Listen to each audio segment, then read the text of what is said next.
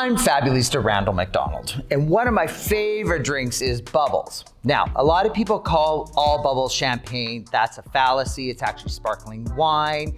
And the reason I'm specific about saying that it's sparkling wine is because people forget that it is wine. So we're gonna talk about stemware right now. What is right, what is wrong, and why you should know the difference. Okay, so let's talk about the coupe. Now, everybody loves a good coupe. Everybody thinks Gatsby. You know, the rumor is that this was developed off of Marie Antoinette's breast. Now, that is a fallacy. However, it makes sense because if it's more than a mouthful, it's a waste.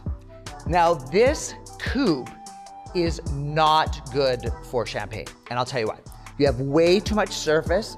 All your bubbles are escaping, but it's a super fun glass. So if you want to use this glass, make sure you're using something like a cava, a prosecco, something like that. Now we're gonna move on to the flute. So everybody goes, oh, flute, champagne glass. Technically, no. Now the reason this glass was developed, and how fabulous is this glass, huh? Pretty amazing. The reason this was developed was because it makes sparkling wine look pretty. So all your bubbles are flying up to the top, but it has a couple problems. One, it's a small opening, so you can't get the nose for your sparkling wine and smell it like you would a wine. We're gonna get to that in a minute. Remember that, sparkling wine. The other thing is because, again, of the shape of it, all your bubbles are flying away. So again, prosecco, cava, maybe even like a sparkling wine like a Chandon or an entry-level champagne. Now we're gonna get to what I call proper champagne glasses. Now this is when you're drinking something nice. Let's say like a Grand Dame or a Cristal. You spent $600 on this bottle. You wanna make sure that you experience it. Now what makes these two glasses perfect is their shape. So they're kind of a bell shape. So first of all, you have enough table surface for the air to get to aerate the wine. Sparkling wine, we talked about this. But the top is smaller so that your bubbles don't escape.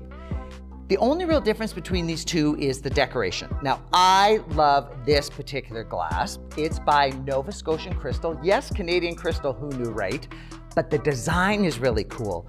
This is based on the crystal light fixtures that were on the Titanic. Cool, right? The downside of this glass is that it's harder to see the bubbles. So if you're somebody who really likes to watch their bubbles and watch their champagne dance, and that is part of the experience, then the Randall glass is the glass I would go with, but you can't go wrong with either one of these glasses. So let's do a quick review. Cheap and cheerful, fun, but again, not for your good stuff. This is for the really good stuff.